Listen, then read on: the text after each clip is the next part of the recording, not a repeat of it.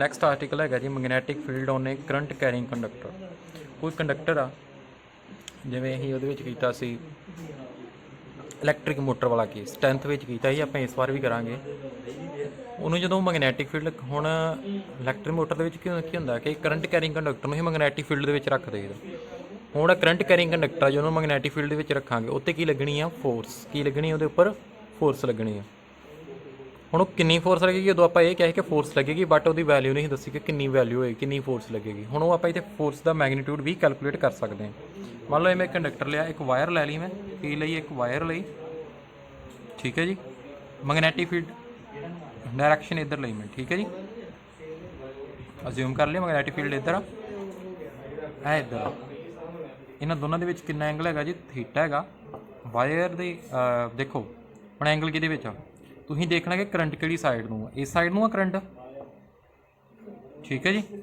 ਜਿਸ ਸਾਈਡ ਨੂੰ ਕਰੰਟ ਆ ਉਧਰ ਹੀ ਤੁਸੀਂ ਲੈ ਲੈਣਾ ਆਪਣਾ ਸਮਾਲ ਡੀ.ਐਲ ਹੈ ਨਾ, ਲੈਂਥ ਲੈ ਲੈਣੀ ਹੈ। ਇੱਥੇ ਛੋਟੀ ਜਿਹੀ ਲੈਂਥ ਲੈ ਲਓ। ਪਹਿਲਾਂ ਇੱਥੇ ਦੇਖਾਂਗੇ ਕਿੰਨੀ ਫੋਰਸ ਲੱਗਦੀ ਹੈ। ਹੁਣ ਤੁਹਾਨੂੰ ਪਤਾ ਫੋਰਸ ਕਿਹਦੇ ਕੋਲ ਹੁੰਦੀ? F = KV vector cross B vector.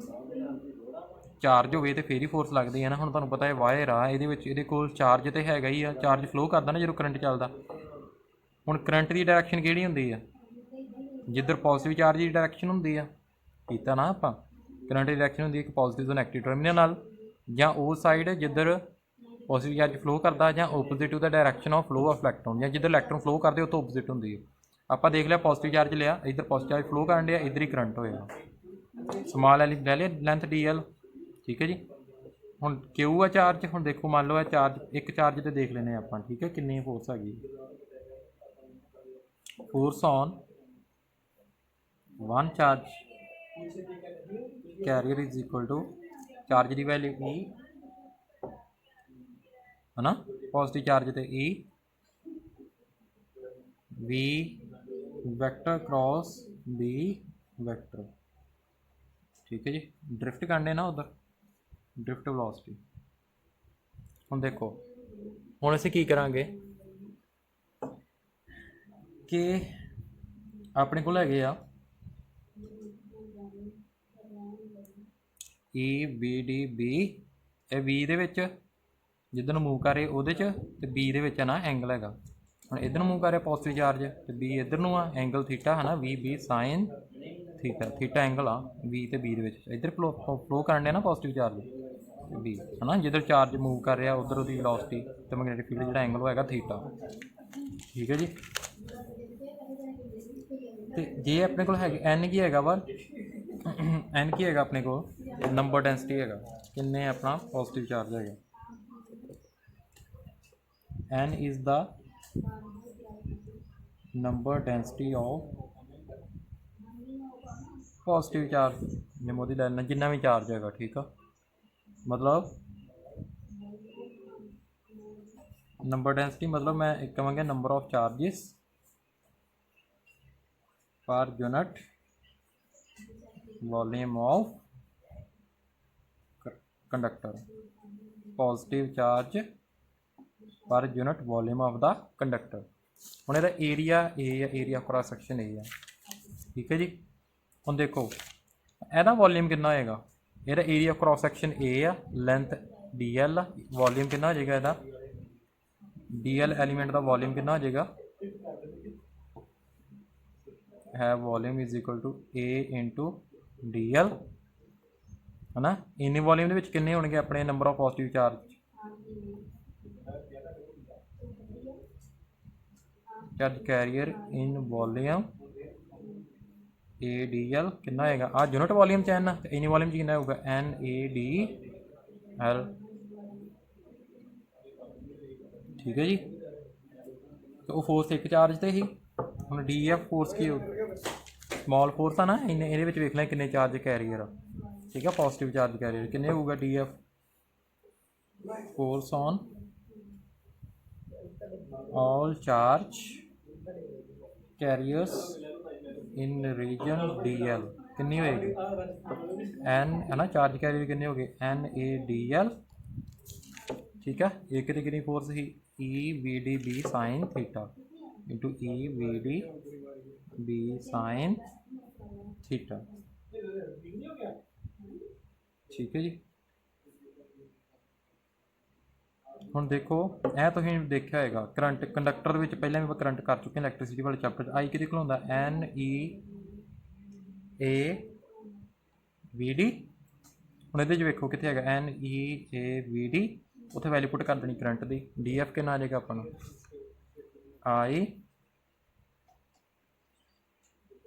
IDL B sin theta. ठीक है जी। सो जो ਅਸੀਂ टोटल फोर्स फाइंड करांगे की कर देंगे आप इंटीग्रेशन कर देंगे, फोर्स आ जाएगी मेरी IDL। हम देखो B sin थीटा हो ना DL। हम total integration mean total length कितनी है L IB sin theta into L तो कितना आ जाएगा IL vector cross B vector. देखो ਹੁਣ थीटा किहदे च एंगल हैगा angle between L vector and B vector. जो मैगनीट्यूड फाइंड करना उदों यह फार्मूला लगाना, उदा वैक्टर फॉर्म च आप इदां लिखना है। ठीक है जी। सो देखो जिधर करंट आ ना उधर ही लेंथ की आप डायरैक्शन लै लेनी L वैक्टर की। जिवें इधर करंट फ्लो कर रहा इधर ही L वैक्टर की डायरैक्शन लै लेनी आप। ठीक है, इंज तुसीं डायरैक्शन लैनी लेंथ की। Take direction of L vector along the direction of current। ठीक है जी, यह तो आ गया। सो नैक्सट स्टेप की करना, हम देखने मैक्सिमम फोर्स कदों लगेगी। तुहानू पता मैगनीट्यूड ये है ना, स्पैशल केसिस करिए ILB sin theta. Maximum force कदों लगेगी जो sin थीटा की मैक्सिमम वैल्यू कितनी होती 1 होती, कितने होती है थीटा इक्वल टू 90 डिग्री। मतलब जो लेंथ मैगनैटिक फील्ड जिवें इधर आ लेंथ इधर आ, दोनों कितना 90 डिग्री एंगल जो होएगा दोनों परपेंडिकुलर होने एक दूसरे, जो मैक्सिमम फोर्स लगेगी कितनी लगेगी ILB, क्योंकि तो sin थीटा sin 90 डिग्री कितना होना 1 होना। ठीक है जी। एक स्टूडेंट्स हुण देखो हुण direction of force, direction of force. हुण डायरैक्शन ऑफ फोर्स दो तरीके नाल आपां यूज़ कर सकते हैं, फाइंड कर सकते हैं। एक तो फ्लेमिंग लैफ्ट हैंड रूल, तुहानूं पता ना यह थंब बाकी डायरैक्शन च होएगा फोर्स डायरैक्शन। मैगनैटिक फील्ड एडी फस्ट फिंगर आ बी डायरैक्शन ते आई जी थर्ड सैकेंड फिंगर आ सीधी करंट की डायरैक्शन। तो मतलब जो मान लो मैगनैटिक फील्ड इधर आ, ठीक है, करंट इधर आ। हुण इधर देखो इत्थे बी लिख लो, इत्थे आई लिख लो, बी इधर नूं है ना, बी वाल करके हुण इन्हें इस तरीके घुमाना कि अपना आई करंट की डायरैक्शन च हो जाए, बी करंट आई है ना। हुण देखो फोर्स किधर लगेगी डाउनवर्ड लगेगी, मेरा थंब डाउनवर्ड आ रहा है ना, डाउनवर्ड लगेगी। ठीक है जी। मान लो जे मेरा मैगनैटिक फील्ड इस साइड आ, ठीक है, करंट इस साइड आ, ठीक है, मेरे वाला मैगनैटिक फील्ड इधर है, करंट इधर है, फिर फोर्स किधर लगेगी कंडक्टर से अपवर्ड लगेगी। तो फोर्स की होनी है अपवर्ड। ठीक है, जां कि तुहाडा रूल है क्रॉस प्रोडक्ट है ना, राइट हैंड स्क्रू रूल लगा सकते हैं तुम, या सैकेंड रूल की है राइट हैंड स्क्रू रूल या राइट हैंड रूल लगा दो। वो किवें आ राइट हैंड आ। हुण फोर्स कि लिखनी होंदी है IL vector cross B vector. L तो B वाले जाना ना, फिंगर्स नूं L वाल कर लेना। जो देखो करंट की डायरैक्शन आ ना, जिवें आ देखो यह करंट की डायरैक्शन उधर ही लेंथ की डायरैक्शन ली दी ना, आ देखो इधर लै ली। हुण मैगनैटिक फील्ड इधर लिया ही ना मैं इधर, इतों मैगनैटिक फील्ड वाले फिंगर स्क्रॉल करनी, डायरैक्शन किधर आ रही है अपनी अपवर्ड आ रही है मैगनैटिक फील्ड की। सो देखो जिथे भी क्रॉस प्रोडक्ट आ गया ना, राइट हैंड रूल यूज़ कर लो, राइट हैंड स्क्रू रूल, जैनू कहने राइट हैंड पाम रूल। की कहने राइट हैंड पाम रूल। मतलब तुम अपनी फिंगर्स पहले लेंथ वाल कर लेनी है, फिर उन्होंने कर्ल किधर नूं करना मैगनैटिक फील्ड वाल, तो जिधर थंब पॉइंट होएगा वो डायरैक्शन होएगी फोर्स की डायरैक्शन होएगी। ठीक है जी। यदा तुहानूं इदां भी आ सकदा कि फाइंड फोर्स ऑन वायर। देखो मेरी गल सुनो, फोर्स कदों नहीं लगेगी, स्पैशल केस जिहड़ा सैकेंड हैगा, F equal to I B L sine theta, जो साइन थीटा की हो जाएगा जीरो हो जाएगा, तो थीटा साइन थीटा जीरो किन्ने ते होएगा 0 डिग्री ते, मतलब जो एल दी डायरैक्शन तो मैग्नेटिक फील्ड दोनों की हो जाएगी पैरेलल हो जाएगी, कितनी फोर्स की हो जाएगी 0, कोई फोर्स नहीं लगेगी। ठीक है जी स्टूडेंट्स, ये तुहाडा हैगा जी force on current carrying conductor placed in magnetic field. ਜਾਂ मिनिमम फोर्स कदों लगेगी, ਜਾਂ मिनिमम फोर्स कदों लगेगी, ਇਹ ਤੁਹਾਡੀ मिनिमम फोर्स आ,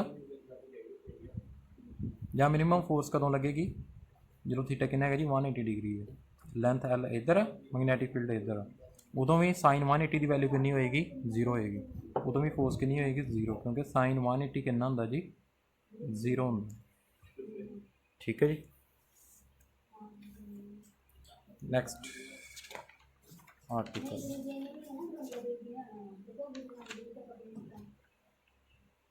नैक्सट आर्टिकल है जी, और यदा मैं तुहानूं थोड़े जिहे नूमैरिकल करवा दिना।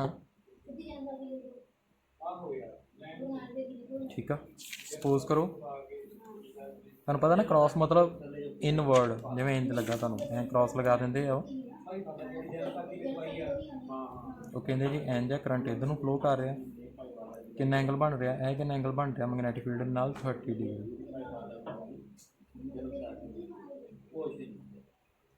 नहीं सॉरी इधर नूं आ एंगल है 30 डिग्री।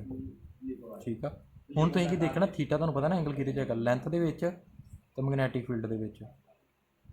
ठीक है हुण इत्थे कितनी फोर्स लगेगी, हुण तुसीं मैनूं पता तुसीं लैना 30 डिग्री, पर आ लेंथ करंट इधर नूं आ, क्रॉस का मतलब इनवर्ड आ मैग्नेटिक फील्ड डाउनवर्ड आ।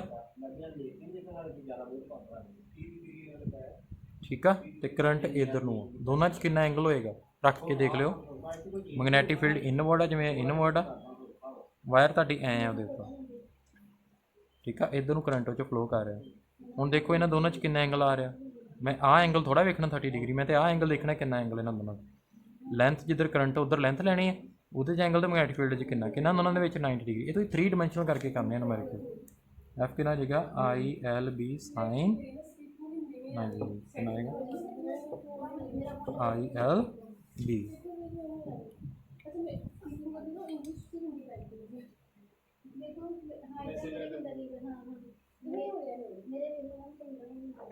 स्टूडेंट हो तुसीं नूमैरिकल किवें करना वा, नैक्सट हैगा जी जिवें ए देखो, जिवें तुहानूं आंदा आ सैमी सर्कुलर वायर आ, ठीक है मैग्नेटिक फील्ड इनवर्ड आ,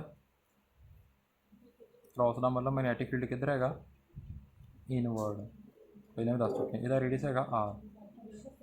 ठीक है जी हुण कहते जी ये उपर फोर्स लभो फाइंड करो, देखो F equal to I L B sine theta, हुण किवें फाइंड करोगे, देखो इत्थे जी तुसीं लेंथ लैनी है ना, इत्थे लिखो टेक लेंथ ऑफ वायर, एक क्वेश्चन है तुहाडा equal to displacement, equal to displacement, displacement कितनी होएगी इत्थों इत्थों तक है ना, डिसप्लेसमेंट कितनी होएगी सीधी डायरैक्ट 2r, सो लेंथ किहदे इक्वल होएगी 2r दे इक्वल होएगी। हुण इस लेंथ देखो मैग्नेटिक फील्ड इनवर्ड, ए लेंथ इंज, दोनों च कितना एंगल होएगा 90 degree, F equal to I L B sine 90 degree, L की वैल्यू कितनी है इतने आई 2r बी साइन 91, इन्नी फोर्स लगेगी।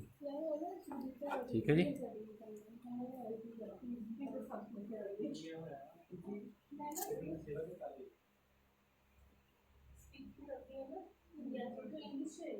तो जी क्लोज्ड लूप ले लीए, find force on closed loop, इतने फाइंड करी कितना आएगी, यह क्रॉस ले लें मैं इनवर्ड आ मैग्नेटिक फील्ड डायरेक्शन, लूप ले ली इंजा करंट की डायरेक्शन जा रही। ठीक है जी ए बी सी ते डी, हुण इत्थे कहंदे जी की फाइंड करो length L L L L, force find ਕਰੋ ਕਿੰਨੀ ਲੱਗਦੀ ਹੈ। ਸੋ ਤੁਸੀਂ ਕੀ ਯੂਜ਼ ਕਰਨੀ ਆ, use displacement length, find force on closed loop. ਮੰਨ ਲਓ ਇੱਥੋਂ ਸ਼ੁਰੂ ਹੋਏ, ਫਿਰ ਇੱਥੇ ਵਾਪਸ ਆ ਰਹੀ, ਡਿਸਪਲੇਸਮੈਂਟ ਕੀ ਹੋ ਗਈ, ਜ਼ੀਰੋ। ਸੋ ਲੈਂਥ ਜ਼ੀਰੋ ਆ, I L B sign theta L zero ਆ, ਮਤਲਬ ਫੋਰਸ ਕਿੰਨੀ ਲੱਗੇਗੀ ਕਲੋਜ਼ ਲੂਪ ਤੇ, ਜ਼ੀਰੋ ਲੱਗੇਗੀ। ਠੀਕ ਹੈ ਜੀ ਸਟੂਡੈਂਟਸ, ਇਹ ਤੁਹਾਡੇ ਨੁਮੈਰਿਕਲਸ ਹੈਗੇ ਨੇ। ਹੁਣ ਨੈਕਸਟ ਟੌਪਿਕ ਕਰਾਂਗੇ ਆਪਾਂ